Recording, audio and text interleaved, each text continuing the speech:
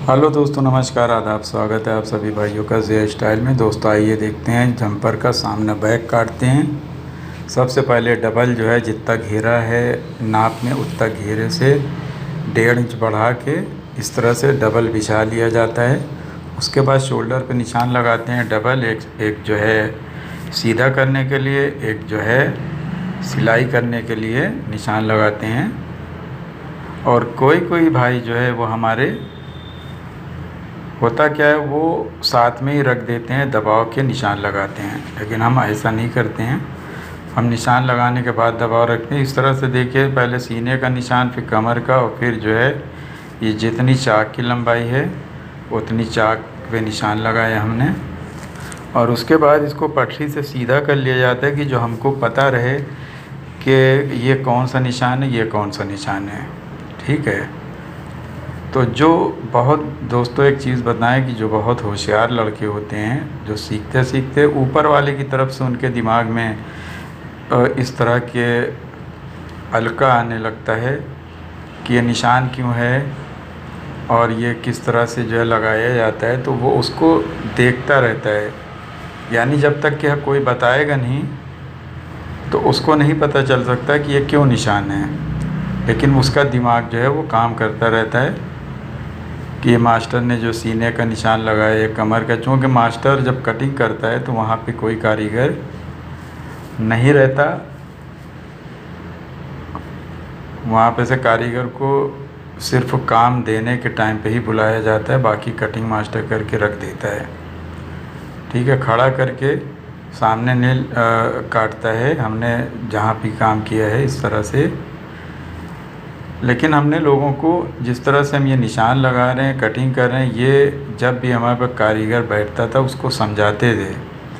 अच्छा, एक चीज़ और ये भी है कि किसी के अंदर अगर ऊपर वाले ने मास्टर बनाने की क्षमता नहीं दी है तो आप सोचो कि आप उसको मास्टर बना लेंगे तो आप नहीं बना सकते।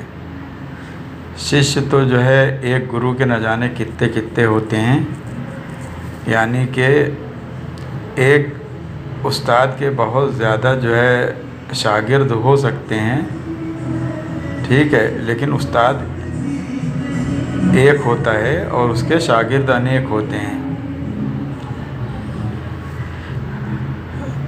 तो उस्ताद से बिना सीखे कारीगर जो है कोई काम सीख नहीं सकता। वो चाहे कि हम टीवी से देख के या यूट्यूब से देख के सीख लें, सीख तो लेगा, लेकिन बारीकी जो है उसको नहीं मालूम रहेगी क्या क्या चीज़ कैसे है।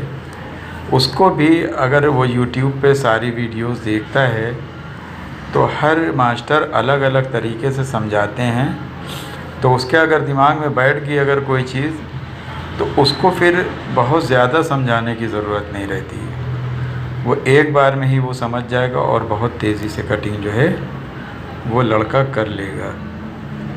तो अब जैसे कि आप देख रहे हैं कि हमने 7 इंच का इस तरह से डाउन किया था अरमोल। उसके बाद अरमोल सीने से लेके शोल्डर तक नाप भी लिया जाता है निशान लगाने के बाद राउंड को।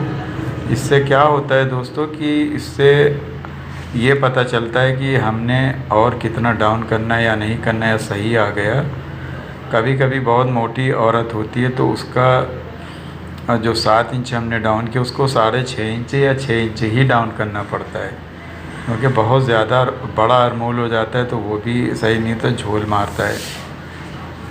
तो इसी वजह से नापा जाता है कि अरमोल सही आया कि नहीं।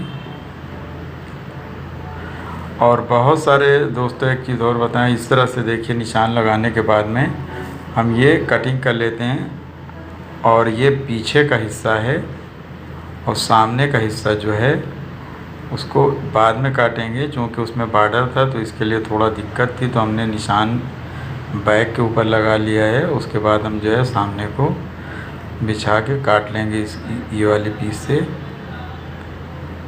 तो पहले हम ये देखिए पीछे पे हमने दबाव भी रख दिया, इसलिए रख दिया कि पता नहीं कि अगर लंबाई छोटी हो जाए तो लंबी तो कम से कम कर ही सकते हैं। और जो सामने का दबाव था दोस्तों, वो सामने का दबाव जो है उसको हमने बॉर्डर के अंदर ही कर दिया, लेकिन दबाव रख दिया एहतियातन। कभी अगर कस्टमर लंबा करना चाहे या करवाना चाहे तो वो हो सकता है। यानी उसको कोई जोड़ जकड़ नहीं लगाना, उसी को खोल के लंबा कर सकते हैं।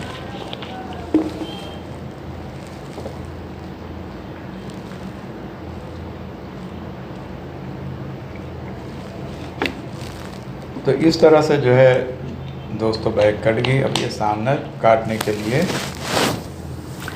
इसमें एक तो ये सिलाई लगाए रहते हैं फालतू की, जिसकी वजह से बड़ी दिक्कत होती है।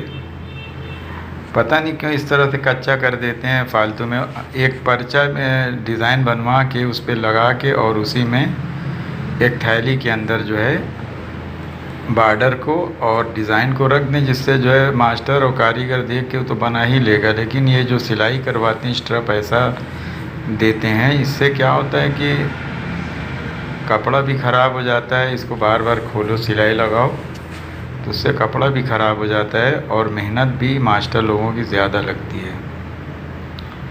और ये सस्ता वाला कपड़ा जो रहता है उसी में इस तरह का जो है जंजाल रहता है। नहीं तो जो महंगे रहते हैं, तो जैसे हम बता रहे हैं कि पन्नी के अंदर उसका बटन, उसका कपड़ा थोड़ा सा कि कभी बटन अगर जो है कपड़े का मोड़ना हो तो उसी कपड़े से मोड़ ले, तो इतना सा कपड़ा भी रख दिया जाता है। और उसके बाद जो उसकी टी शर्ट पट्टी है वो सब बनी हुई रख दी जाती है। और लगाने वाला वो लगा लेगा, मास्टर उसको जो है लगवा लेगा। तो इतना टेंशन नहीं लेना चाहिए। अब देखिए इसको हम बॉर्डर निकालने में कितना हमारा जो है फालतू का टाइम जा रहा है। और इसी सब की वजह से जो है दोस्तों वीडियो भी लंबी हो जाती है। तो इसके लिए समय आप देख लीजिए उसको हम किस तरह से खोल लें। अगर हम इसको पकड़ के ऐसे, जैसे होता नहीं पकड़ के ऐसे खींच के खोल लें, तो कहीं कहीं पास जो है बहुत एहतियात की ज़रूरत होती है। अगर आप खींच के खोलेंगे तो कपड़ा जो है वो फट जाता है। ये देखिए इसकी ताबीज़ी थी, हमने निकाल दिया, हालांकि हल्का सा फट भी गया था, लेकिन कपड़ा चूँकि नीचे बॉर्डर है और ऊपर की तरफ जो है दोस्तों कपड़ा जो है गींजा हुआ भी था। और ऊपर की तरफ जो सामने में टी शर्ट पट्टी लगी थी वहाँ पे थोड़ा सा फट भी गया है, क्योंकि कपड़ा बहुत नाजुक है ये वाला।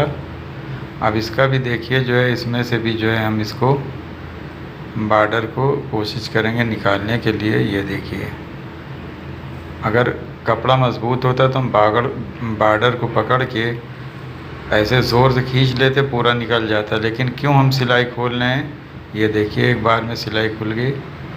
इसको जो है इसलिए खोल रहे हैं कि कपड़ा नहीं फटे। ये हो गया बॉर्डर, तो बॉर्डर भी उधर रख देते हैं। अब इसको हम कपड़े को फैला के और इसको जो है दोस्तों साफ़ जो है कर लिया जाता है।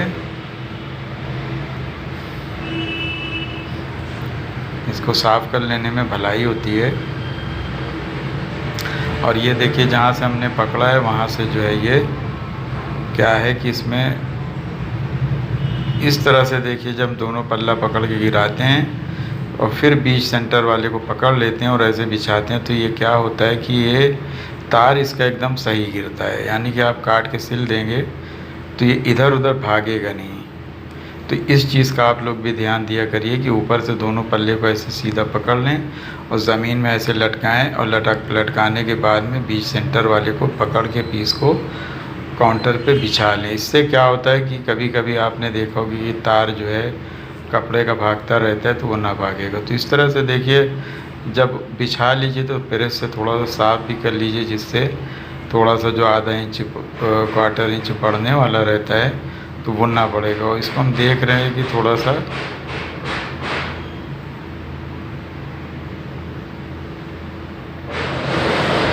इस तरह से बिछा लेते हैं। ये देखिए और प्रेस से थोड़ा थोड़ा सा साफ़ कर देते हैं। ये देखिए प्रेस से, और प्रेस से साफ़ करना ज़रूरी है, इसलिए कि कपड़ा अगर साफ़ करके नहीं काटते हैं तो वो सही तरीके से नहीं आ पाता है। तो जिसकी वजह से आपको एकदम कपड़े को साफ़ करके और अच्छे से तब कटिंग करना चाहिए। और उम्मीद है कि हमारी माँ बहनें और जितने भी भाई देखते हैं वीडियो और कपड़े सिलाई वाला, वो जो है अच्छे से इसको सीख लेंगे। इस तरह से देखिए बार बार जो इसको सीधा तार करना पड़ता है कि कहीं थोड़ा सा भी अगर गड़बड़ हो जाता है हालांकि बहुत से मास्टर इतना ज़्यादा नहीं बारीकी करते, वो अपना काट उठ के दे देते हैं, कारीगर के ऊपर छोड़ देते हैं। और हमारा कहना कि अच्छे से काट दो कि कारीगर भी जो है बहुत अच्छे से सिलाई कर ले, उसको कोई दिक्कत ना होने पाए। तो हम कोशिश करते हैं कि निशान भी उठा के दे दें। देखिए कोशिश हम कर रहे हैं कि कपड़ा जो ऊपर कट गया था वो ऊपर से निकल जाए, और नीचे जो है एक बराबर कर देंगे सीधा एकदम। और एक एक चीज़ देखनी रहती है कि कहीं से गड़बड़ तो नहीं रहा।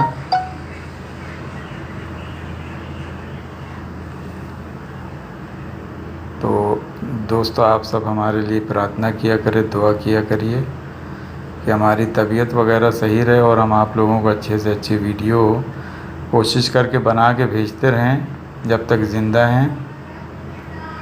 अब ये देखिए हमारे सब साथी भी आ गए हैंगे, जिसकी वजह से हम जो आस्तीन नहीं आप लोगों को जो है दिखा पाए काटते हुए। तो बहुत सारी आस्तीनें हमने काटी हुई है, तो आप आस्तीन को और किसी में की भी देख सकते हैं। तो आस्तीन सेम होती है, कोई दिक्कत नहीं होती है आस्तीन को काटने में। सादी ही आस्तीन है, सादी कोई दिक्कत नहीं होती। तो इसको हम इसी के बराबर ऐसे कटिंग कर देते हैं ये, और इसको बार बार देखते रहते हैं कि वो हाथ से हल्का सा भी छूने से भी खिंच जाता है, आधा इंच क्वार्टर इंच। तो इसको पकड़े भी रहना कि भागने ना पाए, इस तरह से। ये देखिए, और उसके बाद नीचे दामन से भी बराबर कर देते हैं। तो ये हमारी जो है पीस कंप्लीट हो जाती है। उम्मीद है हमारे बहन भाइयों के समझ में आ गए होंगे। तो देखते रहिए, सीखते रहिए जय स्टाइल। शुक्रिया, धन्यवाद, जय हिंद।